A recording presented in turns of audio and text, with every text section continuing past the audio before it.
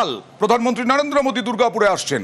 গত কয়েকদিন ধরে জল্পনা ছিল দিলীপ ঘোষ কি প্রধানমন্ত্রীর সঙ্গে মঞ্চে থাকবেন। দিলীপ ঘোষ বারবার বলেছেন না, মঞ্চে তিনি থাকবেন না, কারণ মঞ্চে থাকার মতো কোনো পারমিশন তিনি পাননি। তিনি একজন শ্রোতা হিসেবে, দর্শক হিসেবে তিনি যাবেন, পার্টি কর্মী হিসেবে যাবেন। কিন্তু না, এই মুহূর্তের খবর যে ফের দিলীপ ঘোষ থাকছেন না প্রধানমন্ত্রীর সভায়।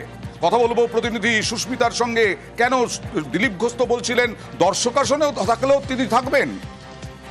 দেখো, দর্শক আসনে থাকবেন তিনি, সে কথা জানিয়েছেন। দলের আমন্ত্রণে নয়, জেলা কর্তৃপক্ষ, জেলা নেতৃত্বের আমন্ত্রণে তিনি সাড়া দিয়ে প্রধানমন্ত্রীর সভায় যাবেন বলেই জানিয়েছিলেন। কিন্তু এই মুহূর্তের খবর, দিলীপ ঘোষের দুর্গাপুরে প্রধানমন্ত্রীর জনসভায় উপস্থিত থাকা নিয়ে অনিশ্চয়তা তৈরি হয়েছে। তার কারণ দিলীপ ঘোষের অত্যন্ত ঘনিষ্ঠ মহলের খবর যে তিনি যাচ্ছেন না আগামীকাল। তবে সংবাদ মাধ্যমের সামনে বহুবার তার সঙ্গে যোগাযোগ করার চেষ্টা করেছি আমরা, কিন্তু তিনি এই মুহূর্তে সংবাদ মাধ্যমের সামনে প্রকাশ্যে কিছু না বললেও তিনি আনঅফিসিয়ালি জানালেন যে তিনি যাবেন না।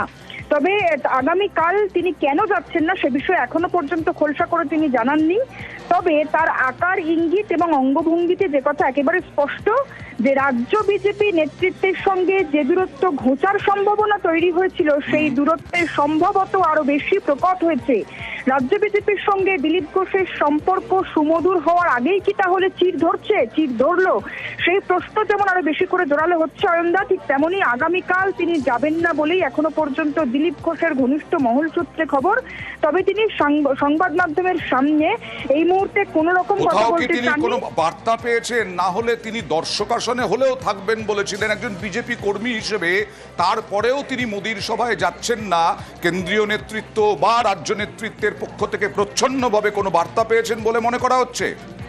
দেখো, সেটাই খুব বেশি করে মনে করা হচ্ছে। তার কারণ রাজ্য নেতৃত্ব তার বিষয়ে কোনো রকম সিদ্ধান্ত গ্রহণ করবে না এ কথা জানিয়েছিলেন কেন্দ্রীয় নেতৃত্ব রাজ্য নেতৃত্বকে। তাহলে কি রাজ্য নেতৃত্বের কোনো বিষয়ে দিলীপ ঘোষের আবারও একবার মানে আঘাত লাগলো, আবারও একবার দিলীপ ঘোষ সম্মানহানি হলেন বলে নিজে মনে করলেন, তাই জন্য আবারও বঙ্গ বিজেপির সঙ্গে তার যে দূরত্ব, তার যে ফাটল, সেই ফাটল আরো বেশি করে চওড়া হচ্ছে। এবং কেন্দ্রীয় নেতৃত্বের তরফ থেকেও তার কাছে কোনো বার্তা আসেনি যাওয়ার জন্য, বরং প্রচ্ছন্ন নির্দেশ এসেছিল যে তিনি যেন প্রধানমন্ত্রী কিংবা স্বরাষ্ট্রমন্ত্রী কিংবা কেন্দ্রীয় নেতৃত্বের যে কোনো কর্মসূচিতে রাজ্যে অংশগ্রহণ করেন। এই বার্তার পরেও দিলীপ ঘোষ কেন আগামীকাল যাচ্ছেন না এবং কেন তিনি আগামীকালের না যাওয়ার কারণ খোলসা না করে বরং বলছেন আগামীকালই তিনি সবটা স্পষ্ট করবেন, সেই বিষয়টা আরো বেশি করে কালকে দিলীপ ঘোষ মর্নিং ওয়াকে যান কিনা এবং সেখানে গিয়ে এ ব্যাপারে বিস্তারিত ব্যাখ্যা দেন কিনা।